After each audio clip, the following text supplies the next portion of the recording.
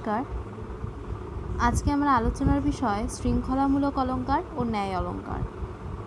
শৃঙ্খলামূলক অলঙ্কার অনেক সময় বাক্য এমনভাবে সংযোজিত হয় যাতে এক বাক্যের একটি কাজ অন্য বাক্যের কারণ হয়ে দাঁড়ায় এবং সেই কারণের কাজ আবার অন্য বাক্যের কারণ হয়। এই প্রেক্ষাপটেই যে অলঙ্কার হয় তাকে বলা হয় শৃঙ্খলামূলক অলঙ্কার। শৃঙ্খলামূলক অলঙ্কার তিন প্রকারের: কারণমালা অলঙ্কার, একাবলি অলঙ্কার, সার অলঙ্কার। কারণমালা অলঙ্কার যে অলঙ্কারে কোনো কারণের কার্য যদি পরবর্তী কোনো কার্যের কারণ হয়ে দাঁড়ায় সেই অলঙ্কারকে কারণমালা অলঙ্কার বলে। যেমন লোভে পাপ, পাপে মৃত্যু, শাস্ত্রের বচন, অতএব করসবে লোভ সংবরণ। লোভ সংবরণের লোভ কারণের কার্যই হলো পাপ এবং এই পাপ আবার মৃত্যুর কারণ। এখানে কারণমালা অলঙ্কার হয়েছে।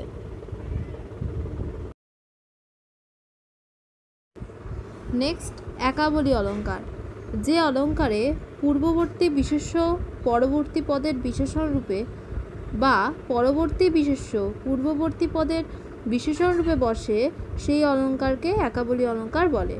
যেমন গাছে গাছে ফুল, ফুলে ফুলে অলি, সুন্দর ধরাতল। এখানে পূর্ববর্তী বিশেষ্য ফুল, পরবর্তী অলির বিশেষণ হয়েছে। ফুল অলির বিশেষণ হয়েছে বলার তাৎপর্য এই যে ফুল সংযোগে অলি বিশিষ্ট হয়ে উঠেছে। এখানে একাবলি অলঙ্কার প্রয়োগ করা হয়েছে। 3. সার অলঙ্কার যদি কোনো অলঙ্কারে আগে উল্লেখিত পদার্থের চেয়ে যদি পরের বর্ণিত কোনো পদার্থে উৎকর্ষ বোঝানো হয় তবে সে অলঙ্কারকে সার অলঙ্কার বলে। যেমন রাজ্যে সার বসুন্ধরা, বসুন্ধরায় নগরী, নগরীতে শয্যা, শয্যায় কামনাময়ী সুন্দরী তরুণী।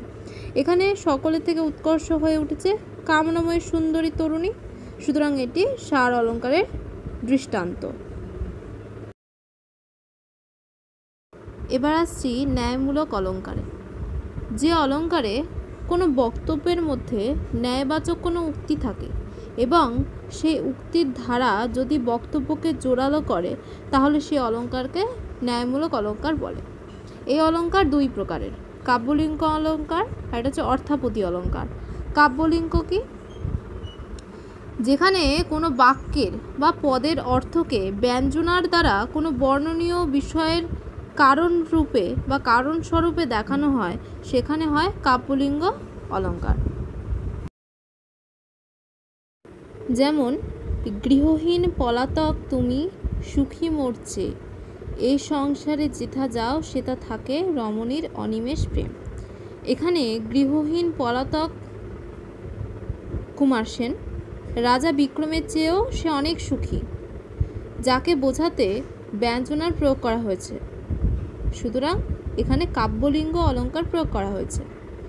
2 হলো অর্থাপত্তি অলঙ্কার যে অলঙ্কারে একটি বাক্যের কোনো অর্থ থেকে ওরই সামর্থ্যের দ্বারা যদি অন্য অর্থ বোঝায় তাকেই বলা হয় অর্থাপত্তি অলঙ্কার। যেমন তুমিও জননী যদি খড়গ উঠাইলে মেলিরে রসনা তবে সব অন্ধকার।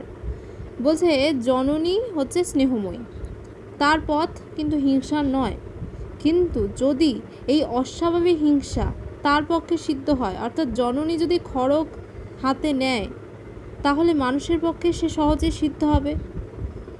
এটি হলো অর্থাপত্তি অলঙ্কার।